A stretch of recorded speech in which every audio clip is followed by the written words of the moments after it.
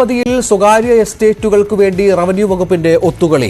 Pops എസ്റ്റേറ്റിന്റെ 855 acre പാട്ടഭൂമി ഏറ്റെടുക്കാൻ നടപടിയില്ല.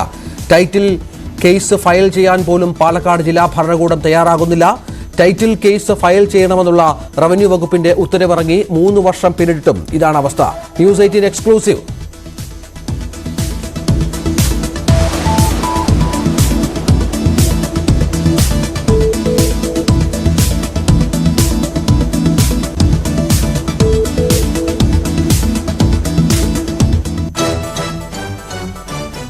കൈവശക്കാർക്ക് നിയമപ്രകാരം സർക്കാർ കൈമാറാത്ത പാട്ടഭൂമി തിരിച്ചുപിടിക്കുന്നതിലാണ് റവന്യൂ വകുപ്പിന്റെ അലംഭാവം.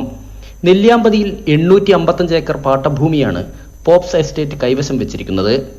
പാട്ടഭൂമി തിരിച്ചുപിടിക്കാൻ 2 മാസത്തിനകം ടൈറ്റിൽ കേസ് ഫയൽ ചെയ്യണമെന്ന് 2020 സ്പെഷ്യൽ ഓഫീസർ ശുപാർശ നൽകിയിരുന്നു. എന്നാൽ 3 വർഷം പിന്നിട്ടിട്ടും ഇതുവരെയും ടൈറ്റിൽ കേസ് ഫയൽ ചെയ്യാതെ പാലക്കാട് ജില്ലാ ഭരണകൂടം പോപ്സിനു വേണ്ടി ഒത്തുകളിക്കുകയാണെന്നാണ് ആരോപണം. വൻകിട മുതലാളിമാരെ സംരക്ഷിക്കുന്ന നിലപാടാണ് സംസ്ഥാന ഗവൺമെൻറ് കഴിഞ്ഞ കുറേ കാലങ്ങളായി സ്വീകരിച്ചു വരുന്നത്. 2019 ഇത് സംബന്ധിച്ച് ഉത്തരവിറങ്ങിയത്. പാലക്കാട് 3 കലക്ടർമാർ മാറി വന്നെങ്കിലും ഒരു കലക്ടർമാരും ആ പ്രദേശത്ത് സിവിൽ കോടതിയിൽ ടൈറ്റിൽ കേസ് ഫയൽ ചെയ്യാൻ നാളിതുവരെ തയ്യാറായിട്ടില്ല. ടൈറ്റിൽ കേസിന് ആവശ്യമായ രേഖകൾ സംഘടിപ്പിച്ച് ഗവൺമെന്റ് പ്ലീഡറുടെ സഹായത്തോടെയാണ് കേസ് ഫയൽ ചെയ്യേണ്ടത്.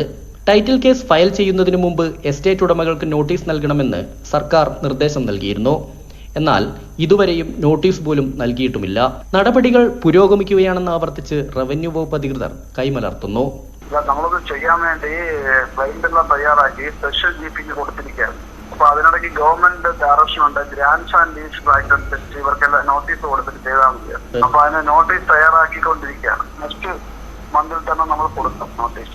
ടൈറ്റിൽ കേസ് ഫയൽ ചെയ്യണമെന്നാവശ്യപ്പെട്ട് principal secretary A Jayatilaka AS 2020 ജില്ലാ കളക്ടർമാർക്ക് കത്തയച്ചിരുന്നു.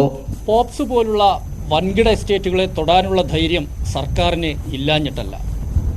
രാഷ്ട്രീയ പാർട്ടികളെ സംബന്ധിച്ചിടത്തോളം പൊന്മുട്ടയിടുന്ന താറാവാണ് ഇത്തരം എസ്റ്റേറ്റുകൾ.